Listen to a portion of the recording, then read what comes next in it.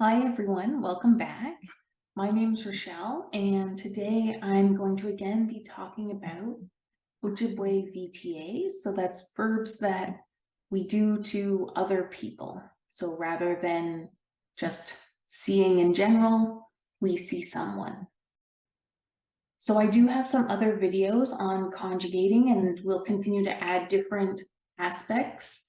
You can check out the YouTube playlist.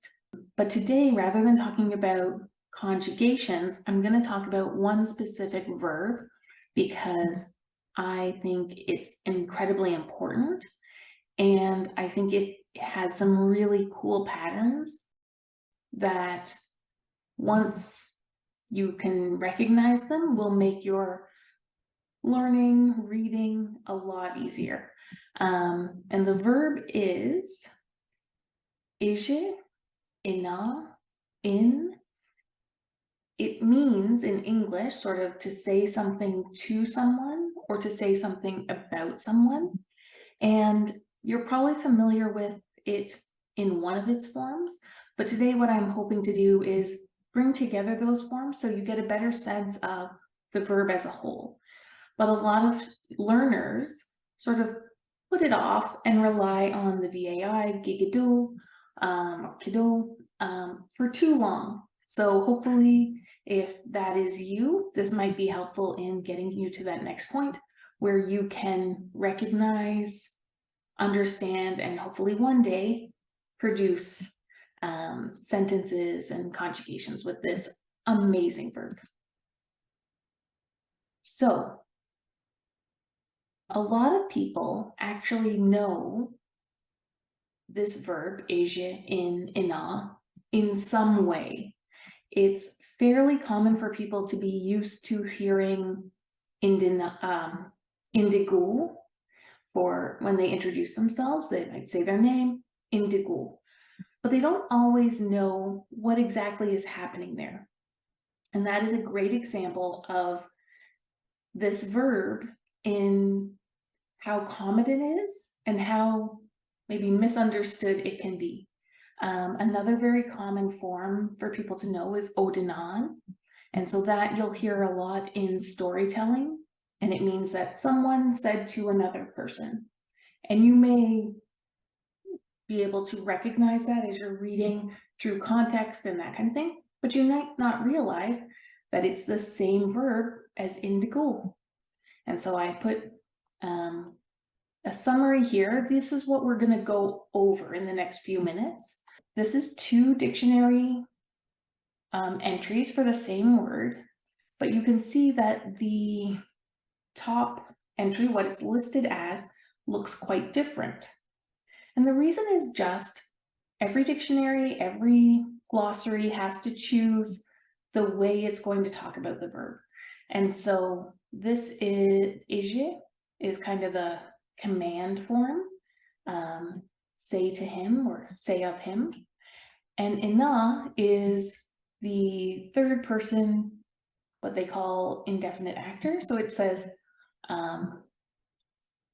someone says of him, or they say of him. And these both make total sense. And if you look at the other information in the listing, you can see that they are the exact same verb. When you match up the conjugations, it's the same all the way down. But because we're, as learners, sometimes we don't look through all that information. We just want the top entry. We just want the quick answer. We sometimes miss that. So remember to look at all the information that's provided to you anytime you look something up. The other thing is to keep in mind that at its core, the verb is kind of this in. And the N is written like this just to tell us that it changes. And so when it changes between an N and a ZH. And we'll talk about that change in a little bit. But the other letter is an I.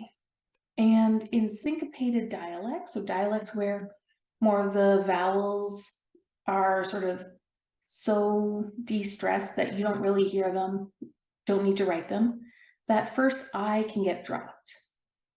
And so that's why this is na, whereas over here, you might see ina.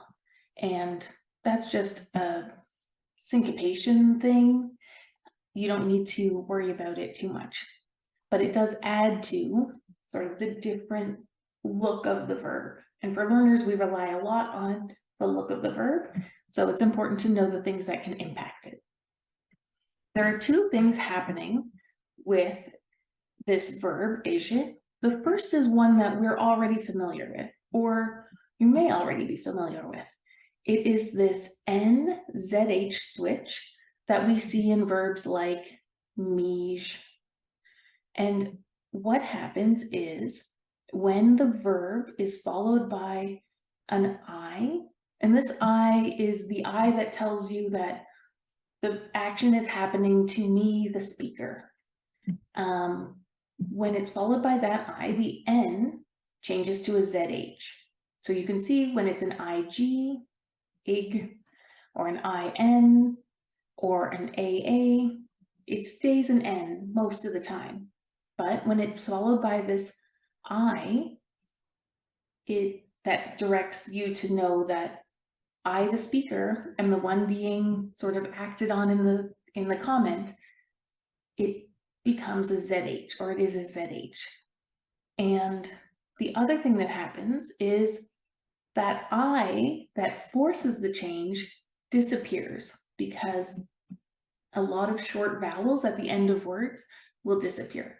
So even though we don't see it here, we know that it happened. We know that how the conjugation was impacted.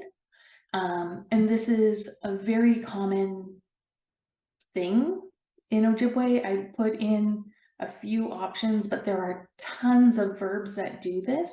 And so you might want to go through and look at that a little bit more closely if it's something you're not used to. And it's a great thing to practice. And it also is, I think, nice to know that it's part of this bigger pattern that exists. So it's not just a one-off irregular. It is working within our already existing rules. The other thing that happens to izhi is a bit more unique. So when we looked at mij, and you saw that the after and when an IG ending is added, it stayed an N. Well, for izhi, what actually happens is that when it's an IG after the verb disappears entirely. And that's kind of awesome and cool, but it's just one thing that's happening. It happens in ig, igu, igu. And so you'll see it in a variety of places, but it's connected to that sound. When you read it, some people will represent it with a little dash, sort of telling you that the verb used to be there, and some people will not. It can be very helpful just to know that piece, even if you don't remember everything we talk about today. If you come across a conjugation in a story you're reading or something like that, and you can't identify a verb at all, maybe take a second, think about, could it be that the izhi, the in, has just dropped out of the conjugation? So those are the two things that happen with izhi. And when you say them, like I just did, it doesn't sound too bad. But it's unusual and it's very common. And so we want to get comfortable with the various ways the verb can look. And I've just included here a little bit of information on the times where ig sounds are more common, if you want to sort of think about that a little bit more. So here's the summary of what we just talked about. This is our verb. Like at its very heart, this is the verb. But when we say it, this is how it shows up. And there are two options for how the verb might transform. So when we have a verb conjugation, like here, angidwa is the conjugation. It starts with an A, And so I know that the verb is going to stay in. When we have an I, yeg, sort of used to me, this I know is going to make the verb look like izh, izh. This is the pattern that we're familiar with from verbs like mij and the others that I showed above. Finally, if we have a conjugation that starts with an ig, ikuyan, this means that the verb is going to disappear entirely. And so we have, this is indigo, which we mentioned at the beginning, a lot of people are familiar with. This is ind comes before the verb, igu comes after the verb, but the verb has dropped out entirely. Sorry. And so those are the few options. One thing to know is because we're dealing with a really short verb, it just has 2 or 3 letters, then other sounds can have an impact on how we see it. So when you're dealing with a vowel verb, often you'll have a D. Odinan, 3 says to 4. Someone says to the other person. Indigo, gidij. And I think a lot of people, when they're first starting out, they think, okay, well, maybe I'll try to look it up under D. Maybe I'll try to look it up under I. And what we want to sort of get comfortable with is in these very short verbs, you can have a very long sort of conjugation that you need to be able to focus on the actual verb. And sometimes it's just 2 letters. And in this version, sometimes it's no letters at all. So I brought a couple of examples just to go through, and you can always pause the video and go through more carefully yourself.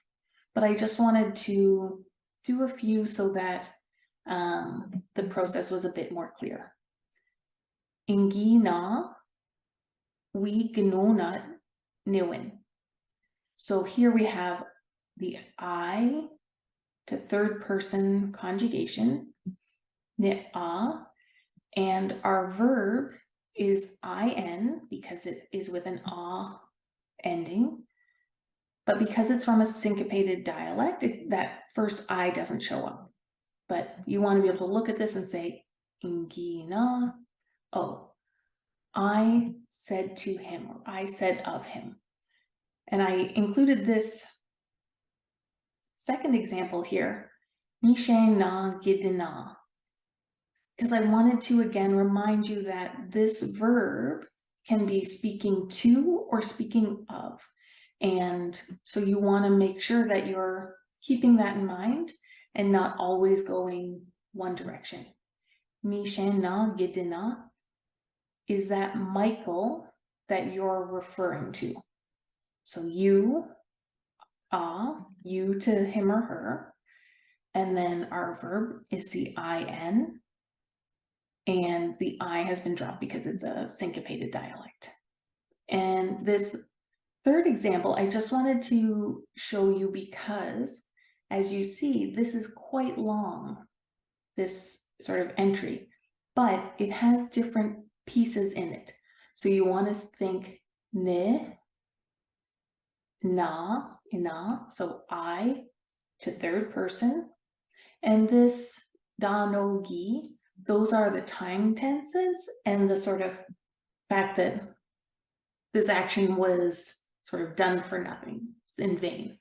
But you end up with quite a long entry, and you want to make sure that you take the time to narrow in on the actual verb, which here is the in, because it's a conjugation, or a conjugation where the part after the verb starts with an a.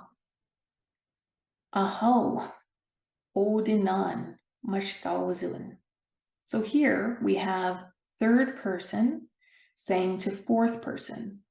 And so in is our verb, on is our 3 to 4 or obviate conjugation.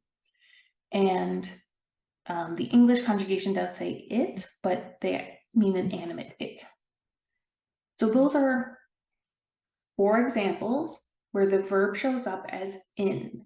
And you can see that whether it's I or you to him or her, or 3 to 4, the verb is the in, whether it has the I or whether the I has been dropped. And the other option we talked about is it can look like izhi. So this is tell him to go home. There are a lot more conjugations that use the in, off, in form of the verb. Izhi is sort of reserved for things like gedizhimin, izhi. So it is less frequent, but still important to learn about. And so this one is tell him to go home. And finally, our third option for this verb is that it has an ig after the verb, and so it drops entirely. So ingi ig je ikosiduya iu makak. So here we have the beginning of the conjugation and the end of the conjugation. And because we have an ig here, the verb drops altogether. Ingi ig. The gi is not part of the verb. It is the past tense marker in this sentence. Ingi ig je kosiduya iwe makak. Anin ga iguyan ga onje ishkwa tayan ki gidano kiwen. So this is a iguyan, so they to you kind of conjugation, where we're not being really specific about who did it. It's not like, what did your boss say to you? This is just saying, what did they say to you? And I'm not being specific about who it is. But that conjugation starts with an ig, just like he to you. And it means that the verb drops out entirely. And so ga iguyan is our conjugation. We don't see any of the verb remaining. So here is a long list of conjugations, and you can of course pause it if you want to look at these more closely. But what I just wanted to do here was go through each of the conjugations and show you what I'm looking at to make the decision about how the verb looks. So if it's in I to you, the verb is going to stay in. Same as it will if it's an ah. But when we get down here to the you to me, we have our little I that ends up getting dropped in the end, but the verb looks like gedij. Same as here, gedizhimin. And finally, we have our igs, or our igugs, or our igunonics, and those are all going to drop the verb entirely. And what you will see, what you will hear, is just the remaining pieces of the conjugation. So here are a few more examples, the ones we looked at, and a few extra if you wanted to pause and go through them. You can also search books you're reading or dictionaries. This is a very common verb, and so I think as soon as you start looking for it, you will find many options to help you get comfortable with what's happening here. This is not something that I've figured out. This has been long known. My goal sort of is to just put it into a format that's useful to people. This is a very concise summary of what I just said. And if you want, I have made a Quizlet with the conjugations for izhi, in, ina. And if you want to practice, I'll put a link to the Quizlet in the description, in the video description. So thanks for listening. This is all I have to say right now on this amazing verb. It really is one that I think is so important for us as learners. all the best with your learning, and